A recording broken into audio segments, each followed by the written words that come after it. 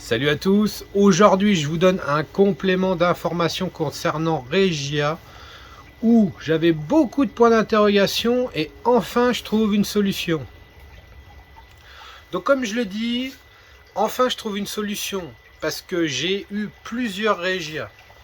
Je les ai essayés complètement immergés, je les ai essayés simplement humides, je les ai essayés à mi-ombre, plein soleil, plein de situations différentes qui n'ont jamais donné de conclusion au top. Ça a toujours donné le même résultat. Quoi qu'on fasse pour la culture de Regia.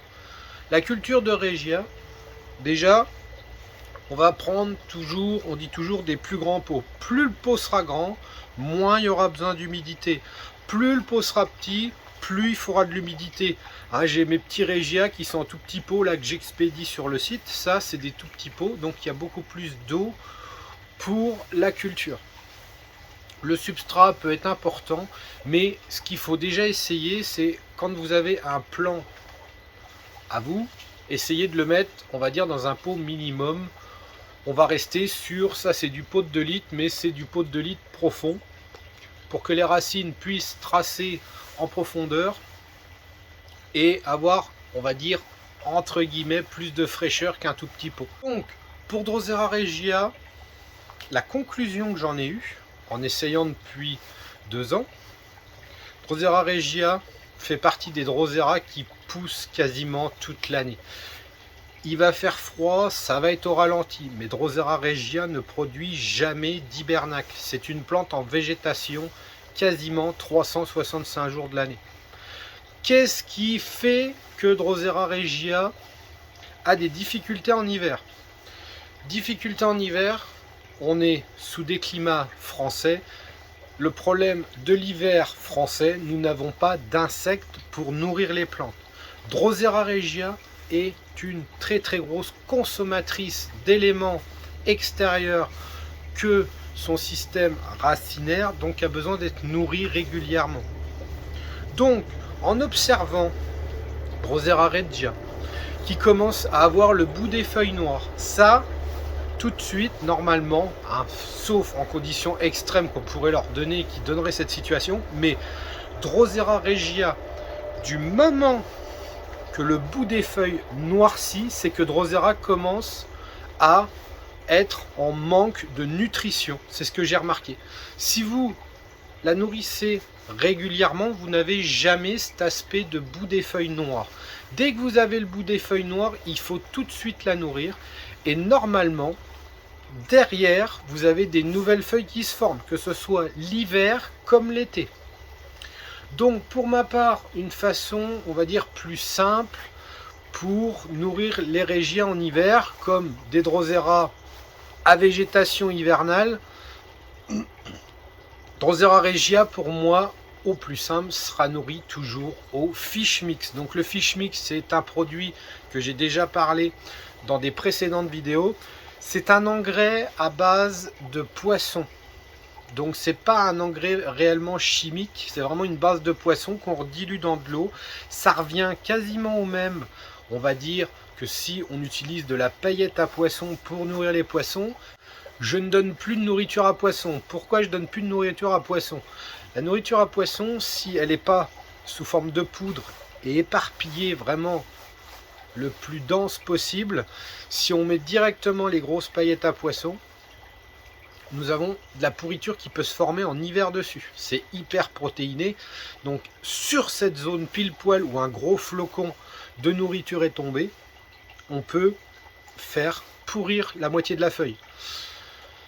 Je l'utilise toujours, hein, la paillette à poisson. Je l'utilise de temps en temps sur certaines pinnulas, hein, qui digèrent vraiment très vite ces choses-là. Mais Drosera Regia, je préfère maintenant le passer au fish mix. Hein. C'est vraiment occasionnel. S'il y a une plante qui a besoin, voilà, d'un apport nutritionnel, on peut mettre un petit peu de paillettes à poisson. On est en été, on ne veut pas s'embêter à faire 1 litre de fish mix pour juste vaporiser 2 plantes. Donc j'utilise toujours de la paillette à poisson. On essaye de la réduire au maximum sous forme de poudre.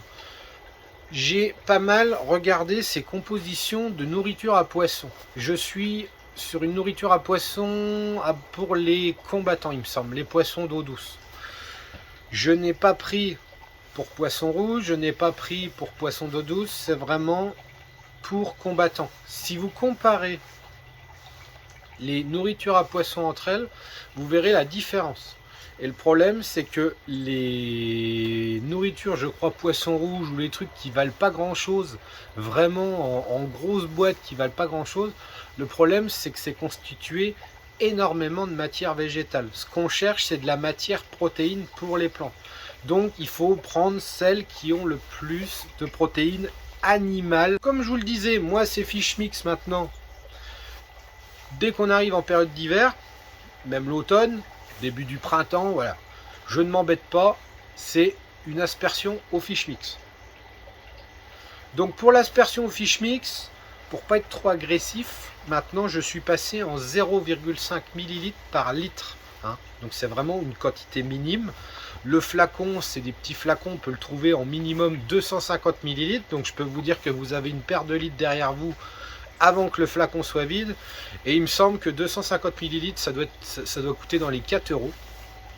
Donc on s'embête pas, ça coûte largement moins cher que d'utiliser de la nourriture à poisson.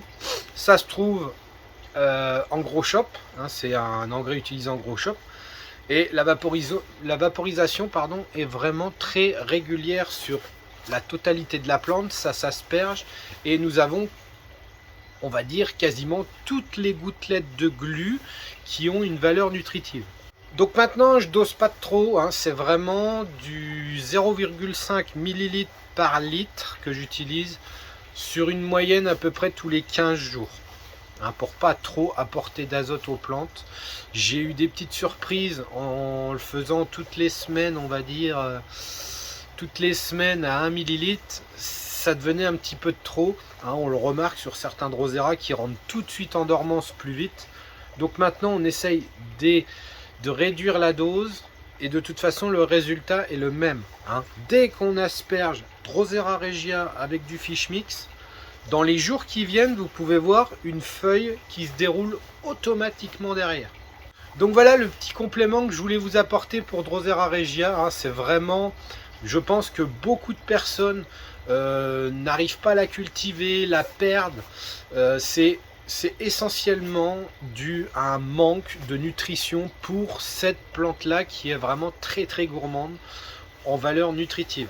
Voilà, j'espère que cette vidéo vous aura plu. Sur ce, je vous dis à la prochaine et portez-vous bien.